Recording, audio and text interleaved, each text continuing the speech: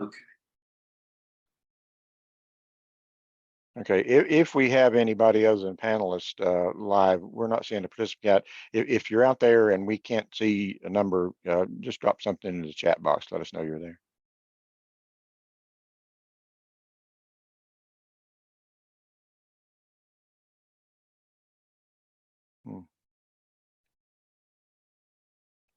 Okay.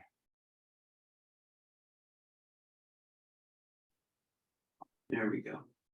Okay.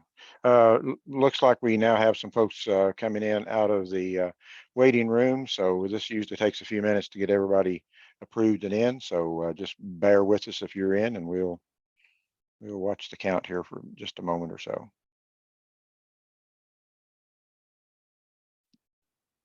And Brett, if you see anything that I'm not there, it looks like we're getting up a little bit. So folks, those of you as you come in, okay, I'm seeing some folks.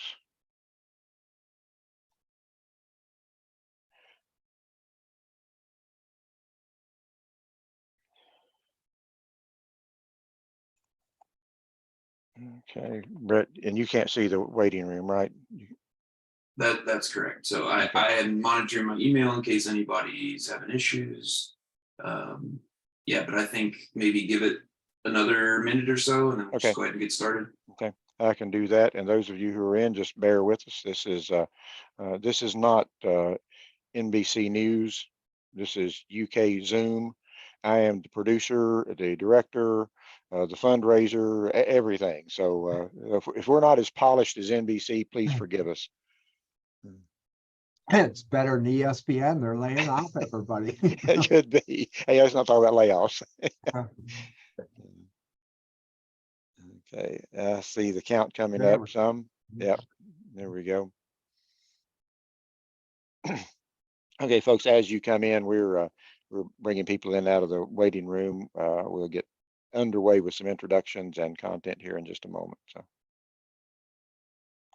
it's almost like we're in the doctor's office here. It is indeed. We don't charge as much though. Yeah. Okay. We have started recording on this. I'm going to go ahead and we'll probably have a few folks coming in a little later. Welcome back if you've been in the 3 previous sessions, or welcome if this is your first one. This is the 4th in a farm succession professional development series that developed out of some conversations that Nicole Huff over in FCS and Brett Wolf with the Center for Crop Diversification and I had back last year, I guess, and some funding through the Sarah Sustainable Ag Education Network has allowed us to bring in some speakers on this topic. So this is the 4th in a 5-part series. Those of you who have been with us before know that in the first one, Dr. Huff and Dr. Becky Smith out of Mississippi State got us kicked off with some good discussion about heirs property. And if you are new to this, all of these that I'm mentioning have been recorded previously, so you can go back and access those. Our second one was on February 10th. David Marison is a farm management specialist out of Ohio State. Just does a really good job talking about family communications and dysfunctional families. So we had him on February the 10th. On March the 3rd, we had Kevin Ferguson from the University of Tennessee. Dr. Cole, our speaker today, and I have worked a good bit with Kevin over the years, and he talked, Dr. Cole, a bit about transitioning the farm business. So today, we're up to the 4th session, and we have Dr. David Cole with us, who's an emeritus professor from Virginia Tech. And a nationally and internationally known speaker. I have known Dr. Cole. We probably met 35 or 40 years ago when you were still on faculty and I was trying to find somebody for a farm management job. And so for the last 20 years or so, we've worked together a good bit, lender schools, conferences, those sorts of things. So we get an opportunity to work together several times, usually each year. And he is backed up there by Alicia Morris, who we were saying earlier, we think she's the person behind the screen that drives the wizard. So Alicia, certainly good to have you on board, and I've worked with Alicia, and in fact we were together at an ag leadership seminars in DC last week, so we're still recovering from that. today's topic, we're going to look at a bigger picture, as the title slide that you're seeing indicates. Dr. Cole is one of the best in the country at seeing the big picture. This is one of the things he keeps his finger on the pulse, nationally and internationally, and this does indeed relate to, I think, this topic a good bit.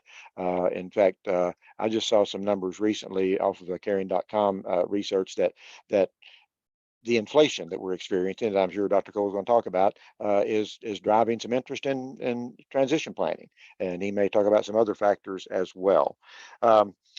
We are going to monitor the chat. Alicia, Nicole, Brett, and I will be monitoring the chat, and we're going to turn it over here in just a second to Dr. Cole. This is his, since COVID, this is Dr. Cole's 301st webinar. So we're glad to have you. He's obviously comfortable with this format, having done this 300 times before. So with that, in my finest Star Trek imitation of Captain Picard, engage.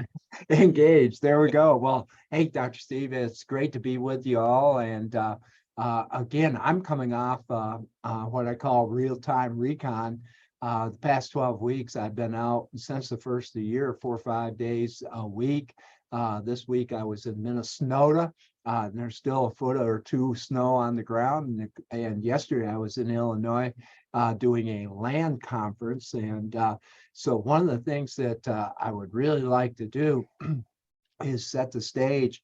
The title is The Bigger Picture, the Farm and Economic Outlook. And one of the things that I'm going to try to interwove, though, is that we're going to look at the big picture, but then we're going to try to bring it down to, the producer level or the professional level, and what's the implications out there.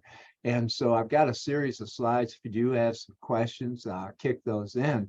But I want to start right off with what I call the quote of the quarter century. I don't know if a lot of you are old enough to recall, but when we had Y2K, we were worried that computers were going to shut down all the banking systems, the academic systems. And here we are 25 years later, and we're coming up on the quarter century mark. And here is just, a quote I have for the quarter century mark. The opportunity for business and personal prosperity, it's not going to be about how big we are, how many acres or head of livestock. It's not going to be about enterprise, or it's not going to be the next big thing.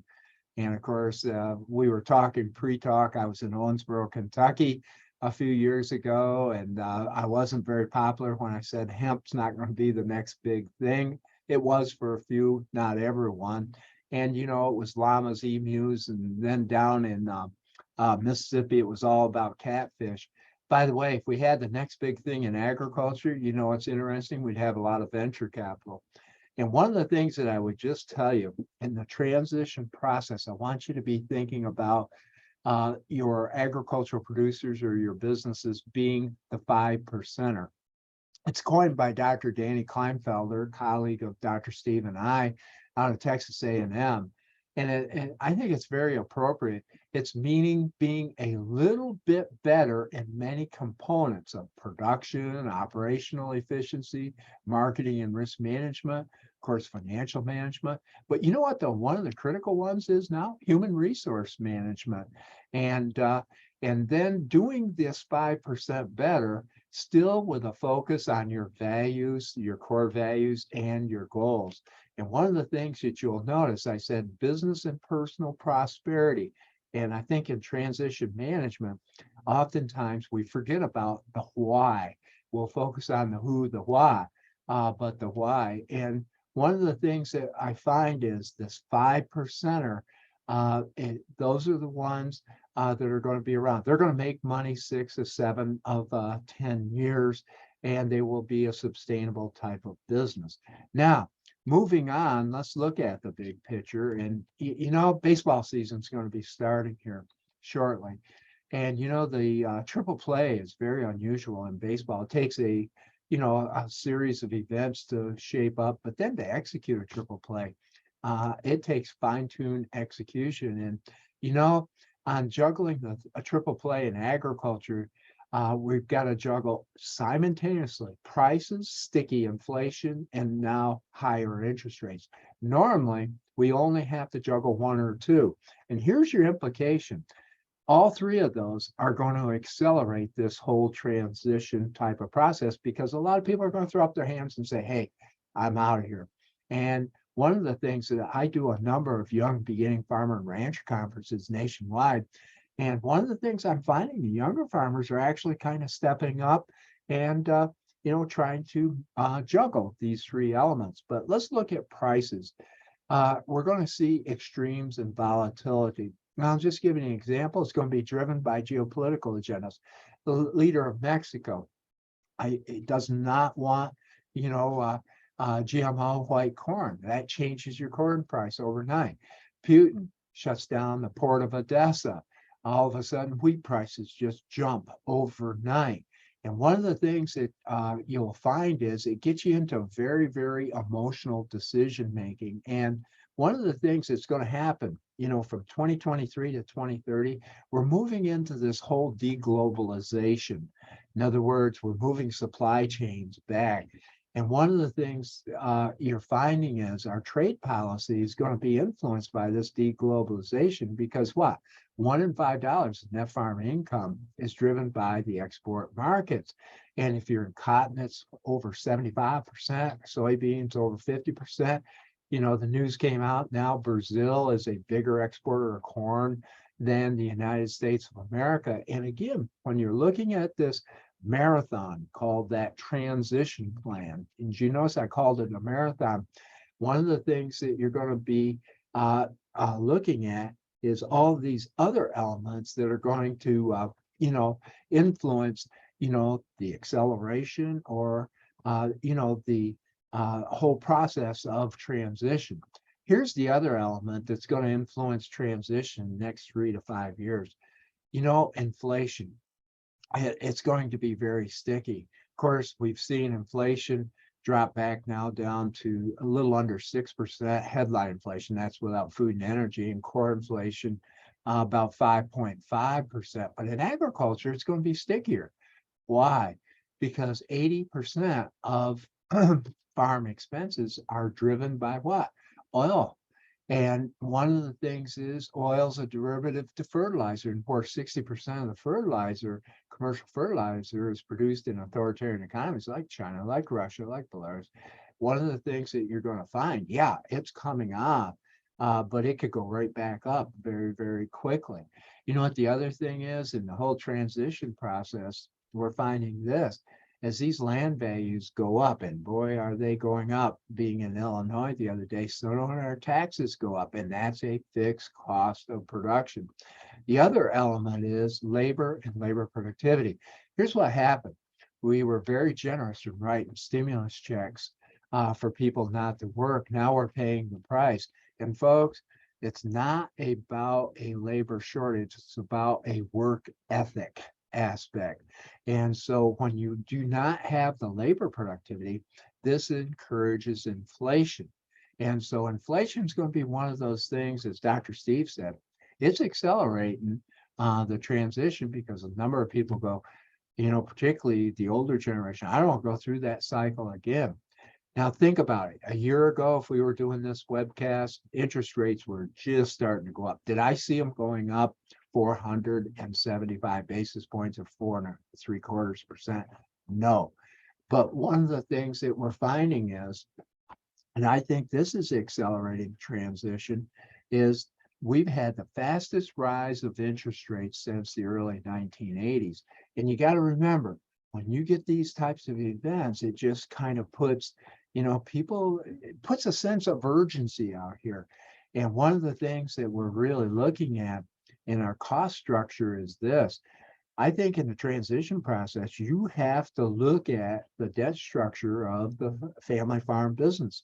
What's on fixed rate? What's on variable rate? How long is it on fixed rate? Is it on a 3-year, 5-year, 7-year type of reset where it has to be renegotiated? These are elements that have to be considered in the whole process. Of course, Dr. Steve's been out to our creamery, and we're in our 23rd year of business. And actually, we showed a profit without government last year. But when we did our cash flows, best average and worst case scenario, we did a 3, 4, and 5% increase in operating money.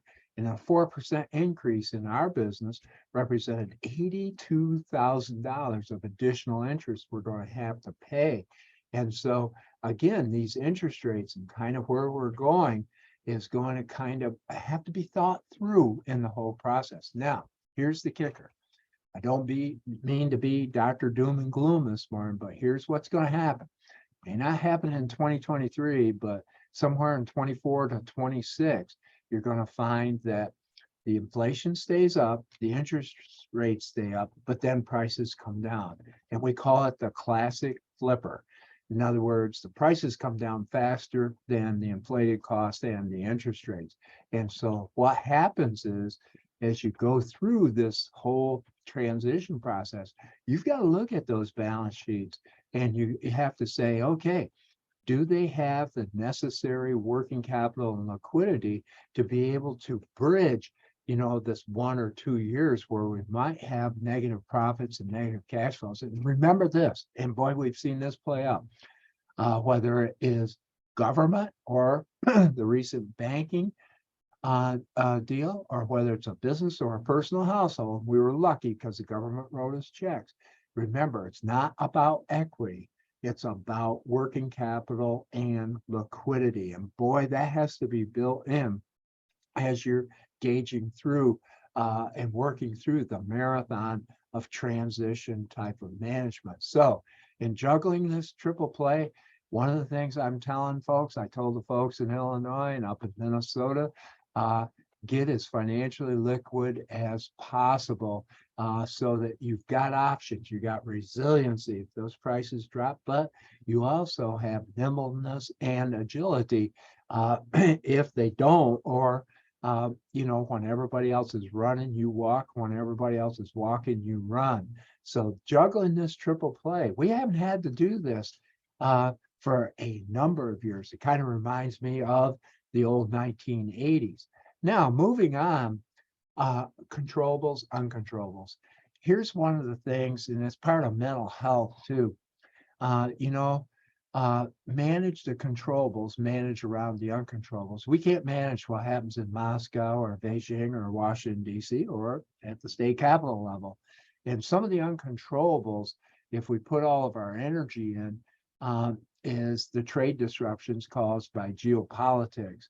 I think another uncontrollable is weather beyond the farm fields. And if you really look at it, when I talked about that triple play, there's going to be 3 or 4 influences we're going to have to watch. You better watch out what happens in weather here in North America, but also in South America. I think you have to watch out what where the Chinese economy goes, what happens in Brazil, and then watch our government and our regulators tightening up on credit. And so one of the things is, if you can put your energy toward the controllables and manage around these uncontrollables, it's going to be very, very important. Now, here is a variable that wasn't with us pre-pandemic. It's with us now. It's this whole energy policy going from fossil fuels to the green movement. Now, am I against the green movement? No. But it oftentimes takes decades, 1 or 2 or 3 decades to do it. And one of the things that we're finding that's really fueling inflation is what I call the green bubble. In other words, we're throwing a lot of money toward the green movement. And if you really look at it, energy policy is so critical, because every recession since 1959, except the one around the turn of the century, it was because there was volatility in oil price and fuel price. And prior to the pandemic, we were #1 in energy production. Canada was 4th, Mexico was 8th. And what happened was we were on a 128-month economic expansion. Why? Because behavioral economics says we felt secure on energy. Of course, that all changed with some of the geopolitical agendas, mainstream media, and et cetera, and this movement to green energy. So in transition planning, energy policy kind of comes back and impacts our bottom line and the volatility of those three elements, that triple play that I was talking about. So one of the things that you've got to watch just this weekend, the Dutch farmers, where they were really going to shut down agriculture in that region of the world, they got support by the general public in elections. And so what you got to watch is this movement that is occurring globally comes back to influence the bottom line and kind of where we go. And here's the other thing in your transition management discussions on carbon credits. Are we going to put solar panels in? When I was in Illinois, that was a hot topic of discussion. And so again, these are some of the uncontrollables that impact that big three triple play that I was talking about. Now let's go around the world. Keep an eye on China. I think one of the things that we're noticing is demographics are playing a big influence of what's going on around with economics around the world. China had the first population decline since 1961, when Mao basically starved the population. And one of the things is population increases is critical, particularly for ag trade. Keep an eye on China over the next 12 to 24 months.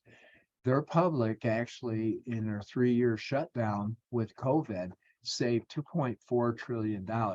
If they start spending that money, one of the things is you'll see these oil and energy prices pick back up and head back toward $100 a barrel.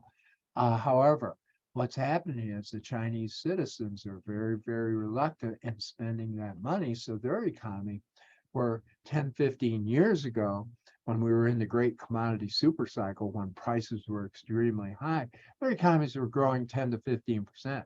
Now they're growing at 3%. The other thing you've got to watch on China is its closer relations with Brazil and Argentina. China's still going to trade with us. They're still going to take our beans. They're going to take our poultry, our pork, our milk, et cetera, but they're going to go to other areas of the world before they come back to us. And so keeping an eye on that Chinese economy and how it influences our economics is going to be very critical. Now, Dr. Steve's headed for Europe. And, you know, Europe got into a classic trap. The trap was they depended on Russia for cheap energy, China for export markets. That all changed last year, February 24th, with the conflicts going on in Europe. Europe avoided a major trap because it's been mild weather in Europe. Had we had cold weather in Europe, you would have seen our energy prices, our nat gas, our fuel prices extremely high, influencing those farm economics. And again, Mother Nature is still in control. When Dr. Steve goes to Europe here in a couple of months, he's going to have to watch the weather, because some of the recon coming out of that area of the world is that they're dry, and they're still a major producer of agricultural product. And speaking of agricultural product, the war that's going on there in Europe, that's one of the 10 breadbaskets of the world. And the strategy of Putin and the strategy of President Xi is basically to wear down the West and the support for Ukraine, the breakup of NATO, the support that's coming from Great Britain or from the United States to the war efforts. And so we're going to have to watch that really closely because basically Putin and Xi are playing the long game. And you'd say, what does this mean in transition management? It has a lot of meaning in transition management, because as you develop that transition management plan for the family, what you've got to do is have a lot of stretch in the waistband from the financials, the marketing and risk management, and even to some extent, the human resource management. Now, moving on, we have a real challenge here in the United States of America. You got the Federal Reserve of the United States of America that is basically tapping the brakes, but then you've got fiscal policy whether it's our Inflation Reduction Act, the Green Energy Act, they're actually fueling the fire. And so what you have is a tremendous amount of conflict between putting the foot on the brakes to get inflation under control, and then inflation still raising its ugly head. The other thing is we've seen these geographic wealth shifts. You've seen it in Kentucky, people moving from other states. Go to Nashville, Tennessee, it's all Californians. Come to Blacksburg, Virginia, it's New York and New Jersey folks. And basically what's happened is they're increasing the value of land. You go right across these mid-Atlantic states, this geographic wealth shift has really, really inflated a lot of our values. The other thing is labor productivity is negative. You see those negative last year. It's the first time we've seen it since 1948. And one of the things that'll happen is when you have negative labor productivity, this just naturally creates inflation. And so all of this, you've got conflicts. Now, let's talk about this. Of course, this week, they raised the interest rates another 25 basis points. Mr. Powell, or the chairman of the Fed, he says one more interest rate increase, and that put us up around 5.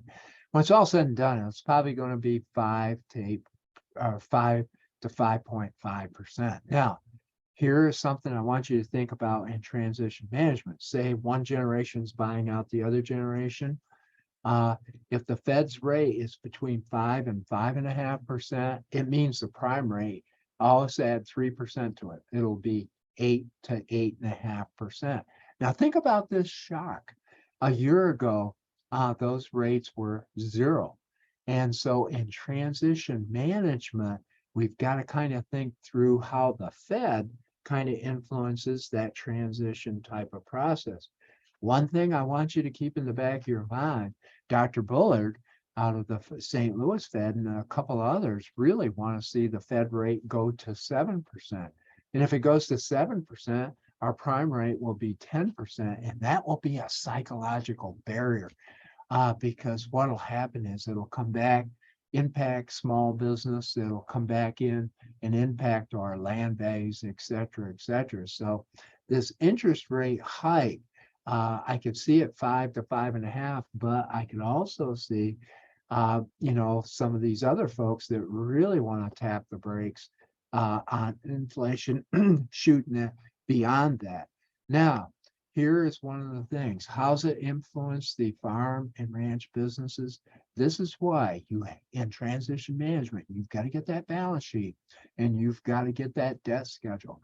What's on fixed rate? What's on variable rate? What's on fixed variable rate? In other words, on a 3, 5, 7-year reset. And then one of the things is operating money, for the most part, is going to be more and more on the variable rate. And one of the things that I'm telling folks, part of the whole process of operating a business is to get financially liquid. You can do it 2 ways. Number one, you can generate profits. And by the way, if you generate profits, Dr. Steve and I, this is one of the things we discuss, they're going to have to pay income taxes. So this is a psychological change from the older generation to the younger generation. My younger generation really gets that point, but you can also do it through a restructure, refinance. And I had a producer in Minnesota that took my advice in January, and he actually did a restructure, refinance to, build working capital on the top half of that balance sheet. And I said, make sure you use it very judiciously. But if they do it 2 or 3 times in 5 years, one of the things is that is a bad sign that we've got issues in the business model. And so as you're working through transition management, one of the things that you have to look at is what has been the history on restructure and refinance, and can this next generation, operate like the older generation? Now, what about an interest rate decline? Keep your eye on 2 things this next year, the next couple of years. The Fed would like to get headline inflation, including food and energy, to 4%, core inflation to 2%. Of course, we're just under 5.5. And one of the things is, as long as we see that inflation rate above those type of metrics, they aren't going to decline the interest rates. And also, particularly if you see unemployment strong like it is today, and unless we see 2 quarters of negative growth in GDP, they're probably not going to lower the interest rates. So these will be the kind of the signs of whether they're going to lower those types of interest rates. Now, here is a big one. A big one. Pay attention to me. If you're on your technology, get off it. It's called the R-star concept, natural rate of interest, and it's very, very important in transition management. You better circle this slide. It's where the short-term interest rate that would exist when inflation and unemployment are levels that do not stimulate or restrain the economy. Folks, transition management from 2008 to 2020 was in an interest rate of zero bound. In other words, we kept zero. The Fed basically kept interest rates to zero. It kept this low interest rates. Now, the big discussion among central banks here and around the world is, hey, we better keep a little bit of fudge factor in here. And it's called R-star, and it's basically where the Fed funds rate, when you're doing transition planning for the longer term, that Fed funds rate is going to be somewhere between 2 and 2.25 to 3.25. Prime rate then is what? 5 to 5.25 to 6.25. So as you're kind of looking at the plans out there into the future, this whole thing of zero bound interest rates, she's in the rear view mirror. The reality is we're probably going to be more between 2 and 3.25, 5 to 6.25 when we start looking at cost of money. And one of the things I want you to realize, when the government wrote the checks on fiscal policy, those checks in the mail, hey, we either saved it or we spent it. But monetary policy or Fed action actually has a lag effect of 8 to 18 months. So here is big picture economics coming into your transition plan as we go from older generation to younger generation, or we're bringing in a non-farm family member. And again, we have to incorporate this type of philosophy and it's going to be a total different philosophy of 2008 to 2020. And this is the reality that we have today. Now, this banking crisis, 2023, folks, it basically hit our regional bank and one large global bank. They got upside down the bond market. And again, this is where they purchased these bonds, and of course the interest rates went up and it devalued the bonds. They got into a hot sector, and you got to be careful of hot sectors in the high tech sector, and they were financing cryptocurrency.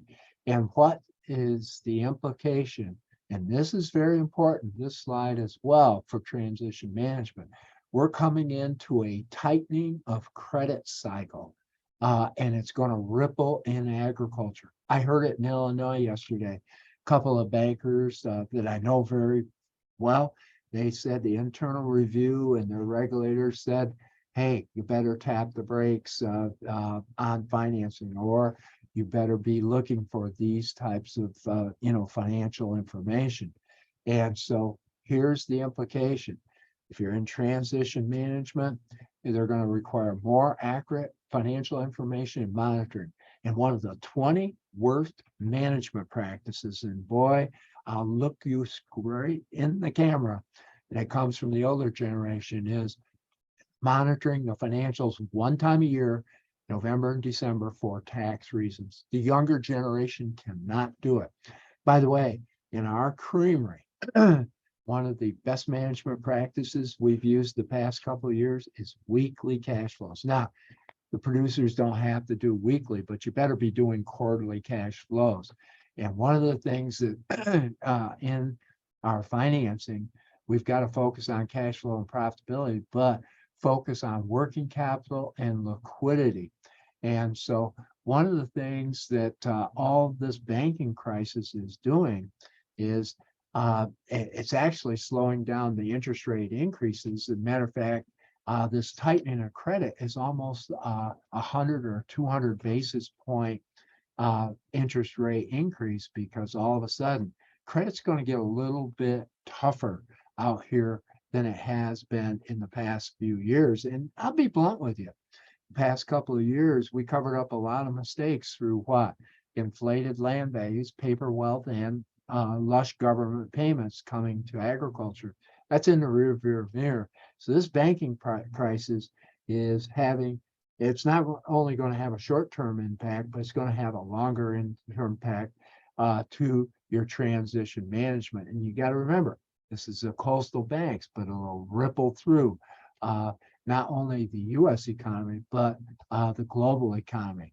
Now, let's go to farm real estate base. And Dr. Steve always gives me great information, keeps me updated.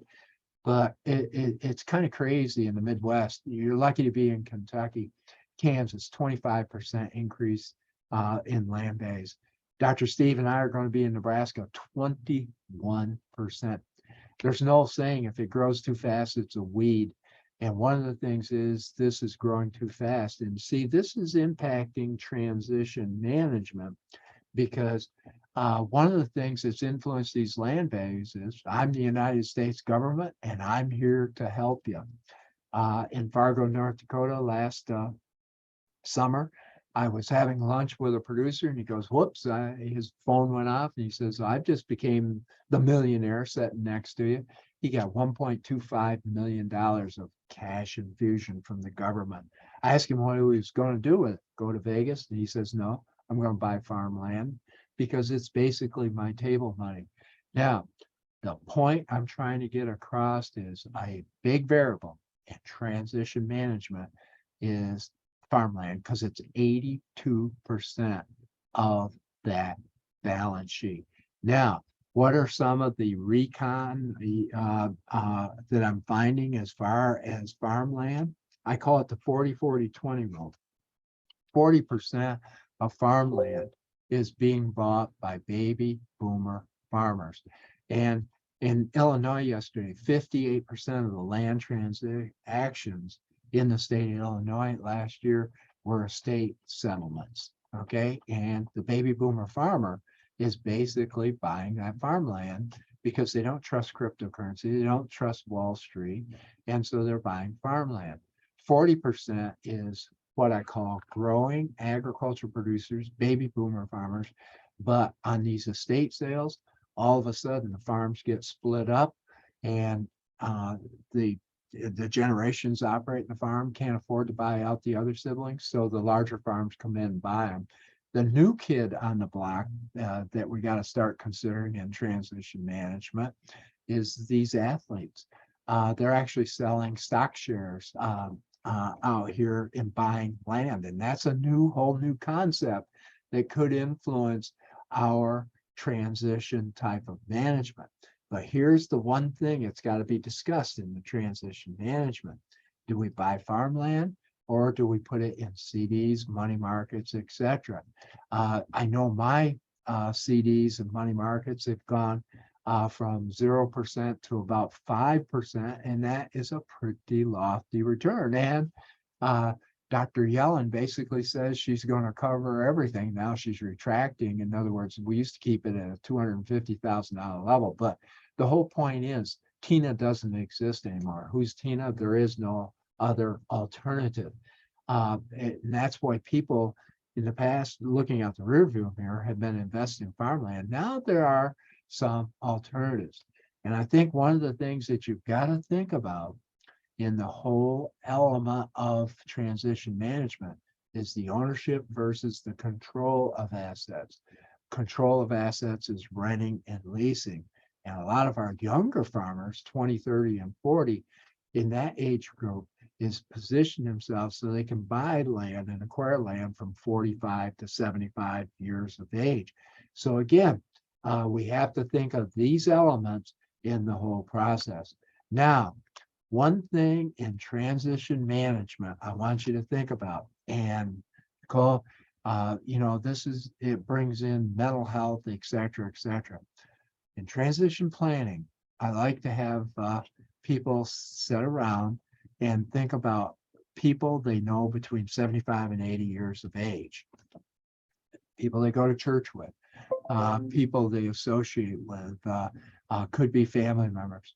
One thing that you will notice, people between 75 and 80 years of age, and this is going to be an important part of transition management, the mental health and physical health drop off like a curveball, a Clayton Kershaw curveball. Back in my day was Bob Gibson and Sandy Koufax, just drops right off the table.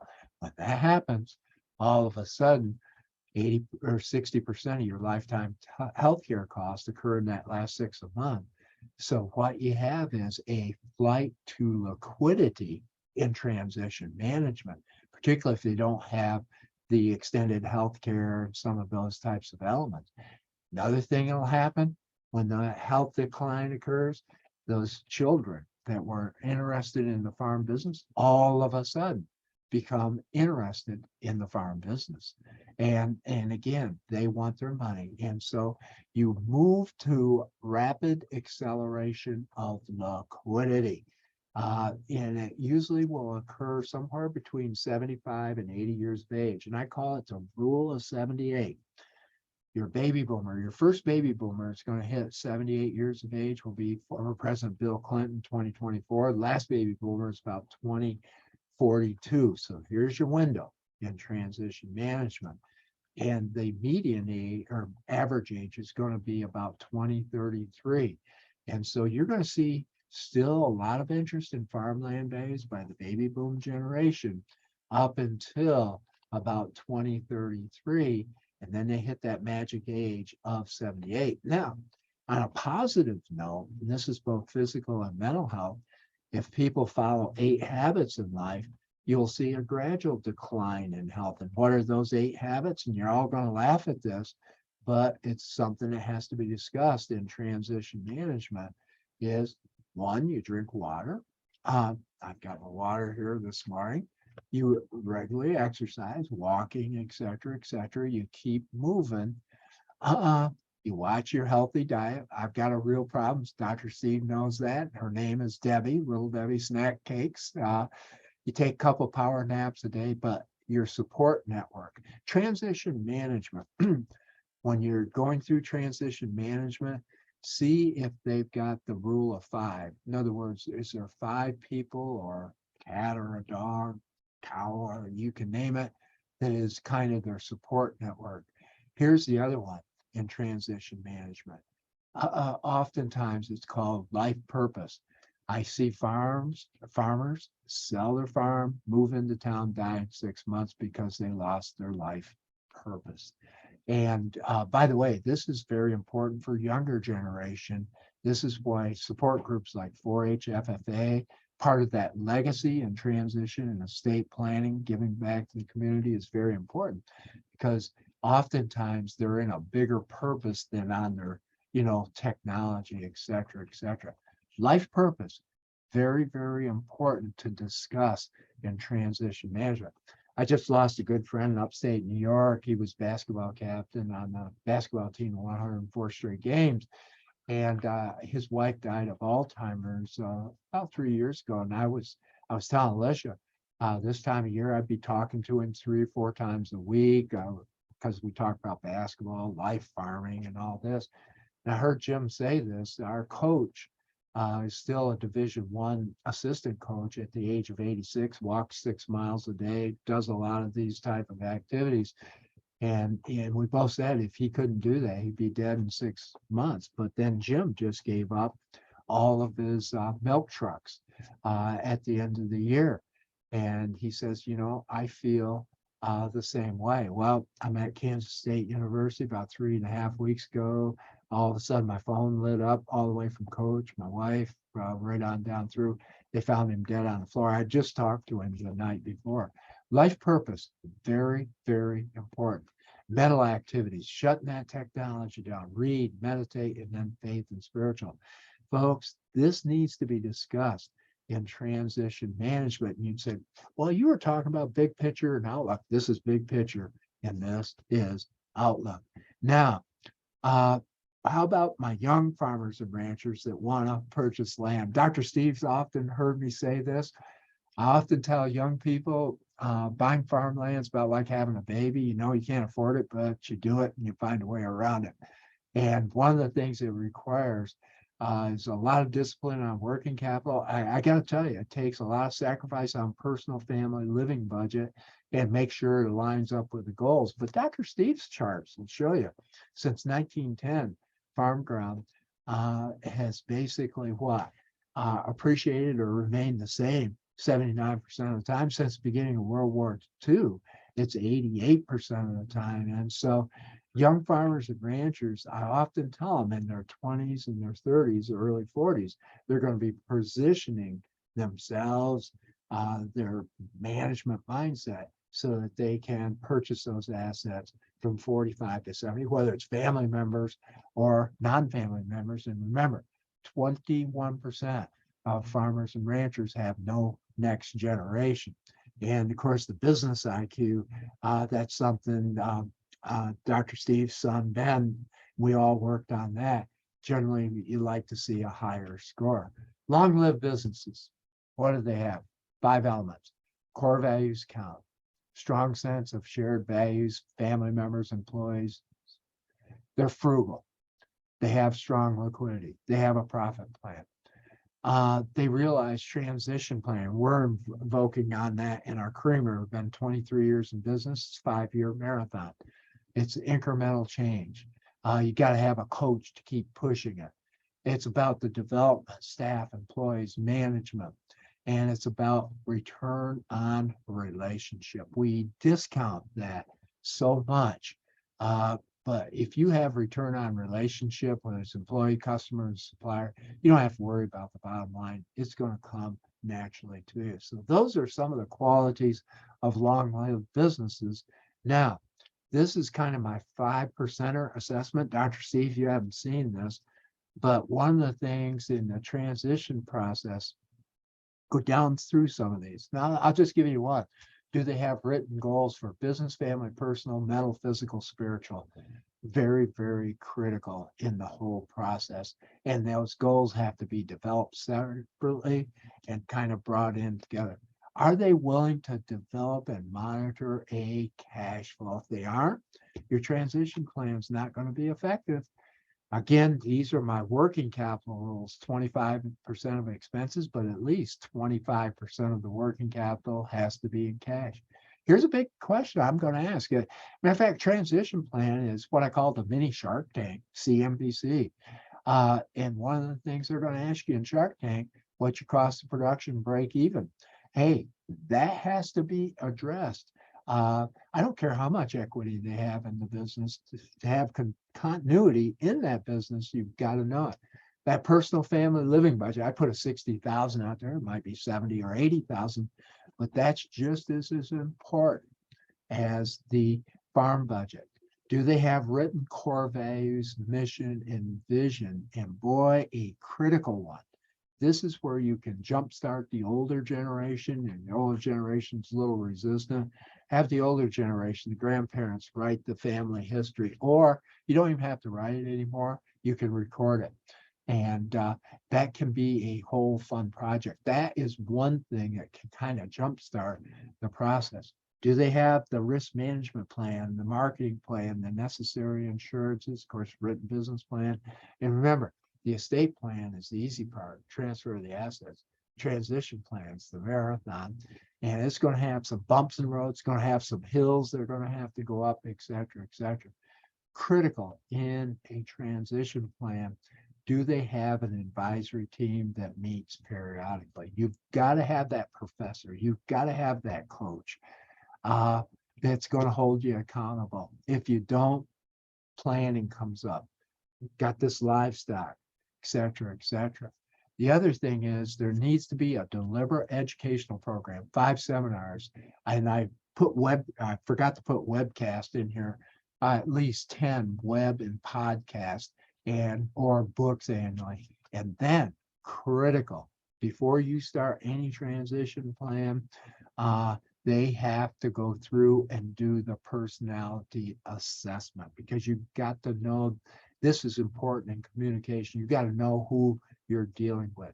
So 2 ways to really jump start it, have them do a personality assessment, and then they have to write the business history, written part. And boy, that's where you can bring in the older generation. Of course, I got my green, my yellow, and my red. And again, this is my 5%er. Hey, I put in this slide in here, increases the odds of successful business transition. First of all, farm business needs to be profitable 6 of 10 years on an accrual basis, or a willingness to supplement with off-farm income. And by the way, my whole younger generation, I'm blasting the government right now. I've been known to do that. One of the things is they say, well, they got to be under 35 and they've got to be farming less than 10 years. I had a couple 58 years of age, organic grain farm up in Upper Michigan, worked for the Ford Motor Company. They don't fit those statistics. By the way, in the young farmer and rancher, Dr. Steve, here's a new term. The typical is becoming mythical. And matter of fact, what you're seeing is a new different set of business models. Do the major partners have life insurance equal to their debt levels? Very, very critical question to ask, because if something were to unfortunately happen, is there enough insurance to cover the debt levels? Are they willing to hold meetings scheduled off the business location with written agendas and minutes? And boy, having going through this process, that is very critical, and it's got to be off the business type of location. You're going to have to hire a third-party facilitator, pre-planning interviews with all the stakeholders involved. Very, very critical to know who you're dealing with. Will the junior generation be compensated for earned and appreciated net worth gains? We call it sweat equity. I don't call it sweat equity as much as good performance management equity. And that is the big one right there. Another one, activity timetables, key players, professionals, and then hold the meeting. You can do some of these meetings via Zoom. Short ones. But again, that face-to-face is very, very important. Also, the asset base, equipment, livestock facility, and management culture assessment. And is it positioned for proactive management? In other words, an assessment of all of these by a third party, very critical. Also, any transition plan is going to have swamp issues. And some of them will never be resolved, but one of the keys is you cannot revisit swamp issues. And all files need to be held in a secure place and access in case of an untimely event. In other words, it's not only keeping it, kind of on a technology secure, but sometimes good old-fashioned pieces of paper. Those are 10 elements I want you to be thinking through out there. Finally, talked about these economic cycles. I just want to give you kind of some wisdom. Dr. Steve and I sometimes we need to do kind of a book of wisdoms, but remember, if it grows too fast as a weed, if they're looking for the next big thing, it's probably not going to come out there. And sometimes right now in Illinois, everybody is focused on those carbon credits. And you know what I told them yesterday? If it's going to be green, it's got to be in the black or show a profit without government. And if you can't meet those 3 tests, you're probably chasing a wild dream. That 5% rule for success, go back and fill that 5%er chart. Remember, the biggest mistakes are often made at the top of the cycle because we get complacent. 2 things that's built complacency in recent years. Number 1, inflated farm land, and number 2, government. The most important C, when we look at credit, Dr. Steve and I teach a lot of banking schools and lender schools. One of the things is, it's about cash flow, it's about character, it's about collateral. But the most important C in transition management is the cranium, this thing right up here, and the ability to plan, strategize. But guess what? The 2 missing variables, execute and monitored. And again, Dr. Steve, our old HUT principle, people have got to hear what's being said, what's not being said, understand, and take action. It's called the HUT principle that Dr. Kevin Ferguson, or Dr. Kevin, I got him now, Dr. Kevin Ferguson, but we picked that concept when we were out engaging on the road. Here's another thing. You're going to have to swim in cash and keep swimming. In other words, that working capital and keeping extra cash around, even in an inflationary environment, gives you that nimbleness and agility. Make sure we're focusing on the controllables, manage around the uncontrollables. And by the way, in transition management, it's a marathon. And remember, there's no traffic jams in the extra mile. In other words, to get people to do this, you're going to be out there by yourself. And here's the other thing. Change doesn't occur top down, it occurs bottom up. And that's why input, those interviews with people are very critical. Here's the other element. The more we go high tech, the more we've got to have the high touch, the interpersonal aspect. I was just reading Wall Street Journal editorial article, and they were saying, what's this next generation want? It was interesting. 85% want stability in the workplace, then followed by salary and then fringe benefits. Again, we're in an unstable environment, and that stability aspect has to be thought about and discussed because that's part of mental health. And then the final two, net worth and financials and quality of life is equal to your network of people. In transition management, go through and do the assessment and see if they have that starting five of the network of people. And one of the things that's being discussed on the road, and it's real-time recon, is toxic people and toxic culture. All it takes is just one to bring the whole process down. At the creamery, we reduced payroll from $75,000 a week. Yeah, did you hear that? To $39,000 a week. We helped a number of toxic people find new vocations. Some of them want their jobs back now. And you know what the other thing that we did? Sometimes we add.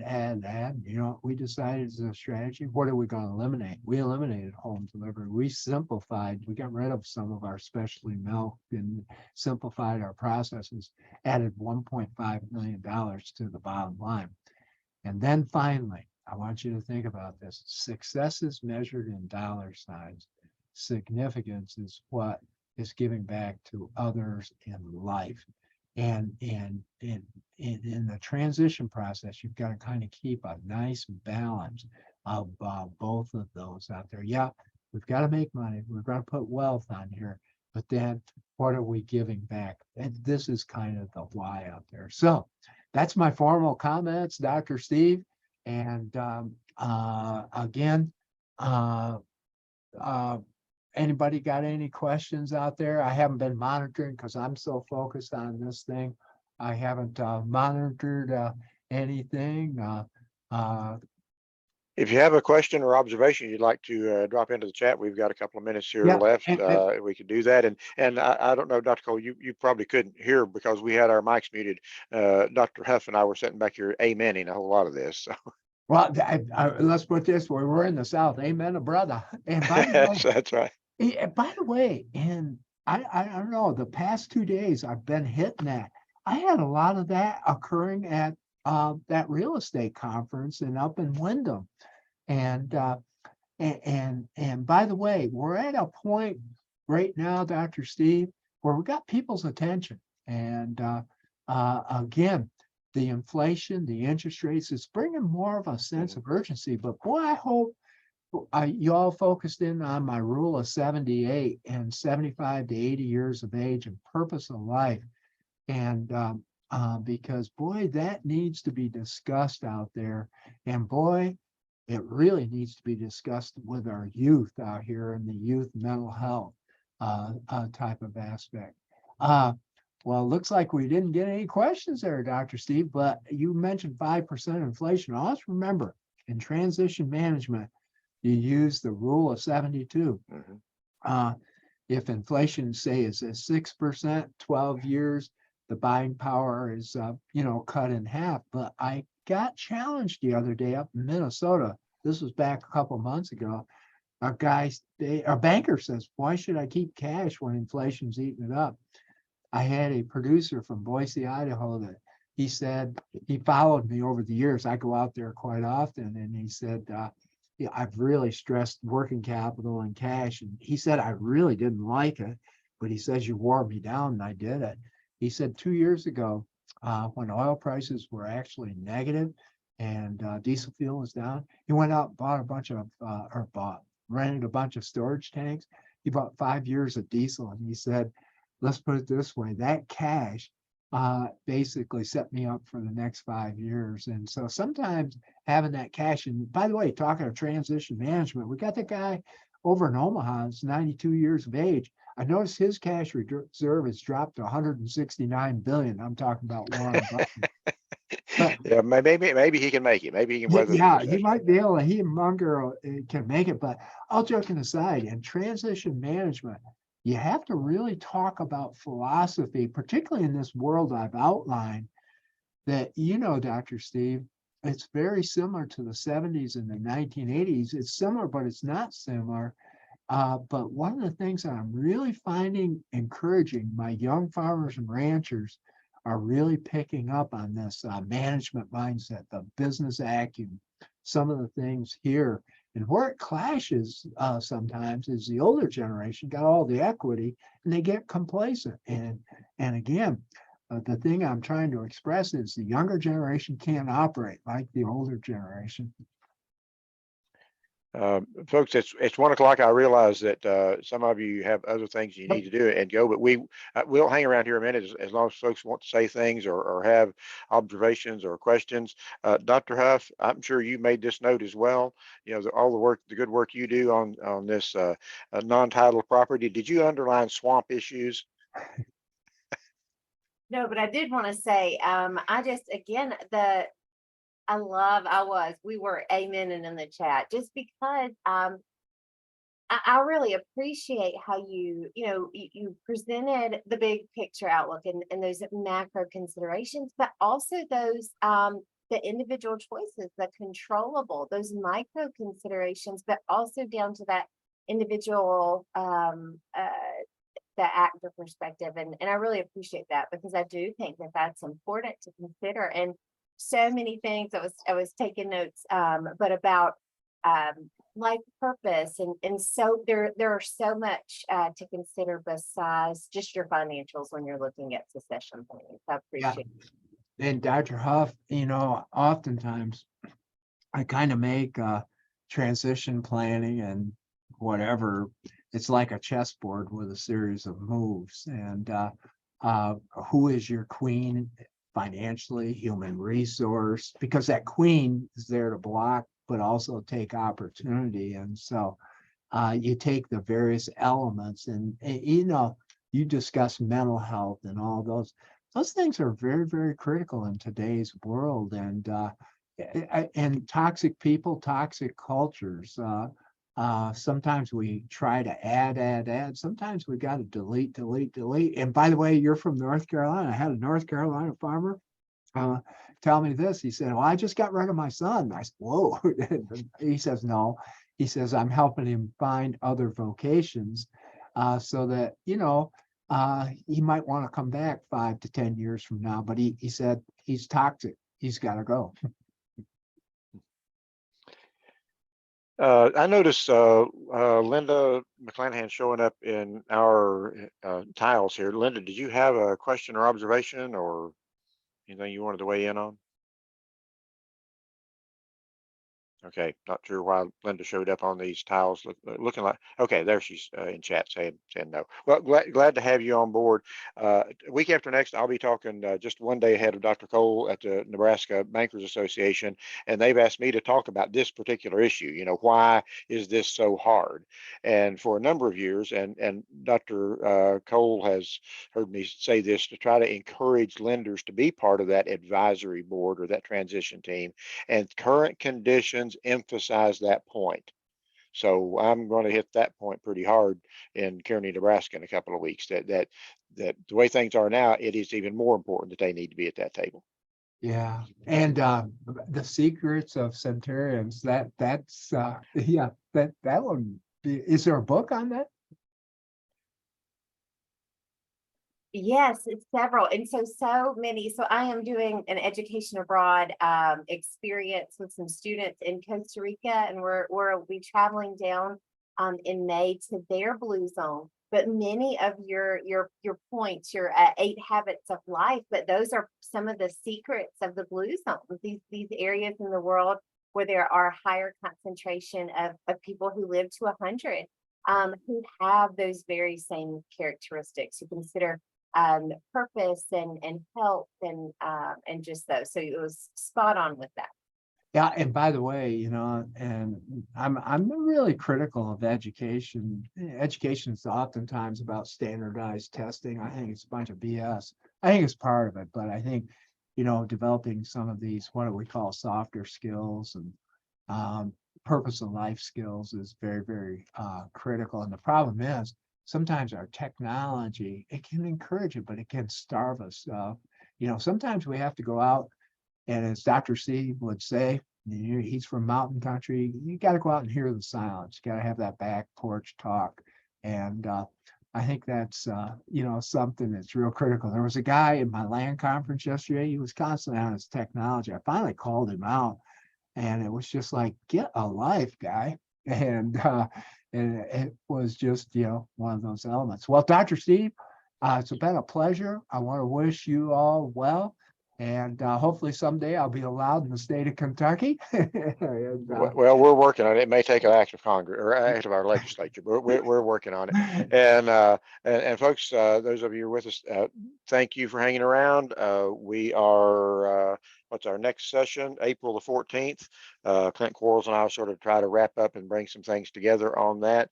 And Dr. Cole, it's always good to work with you. Alicia, you're over there on the other side of the table, but we know that you're the one who kept things up and running. Yep. And we really appreciate your efforts as well. Brett, anything else we need to say before we wrap things up? Yeah, I noticed you posted the evaluation link. Nope, we're in good shape. Okay. And by the way, watch Ryan Hall, you all, for your weather. And Dr. Steve, I'll be seeing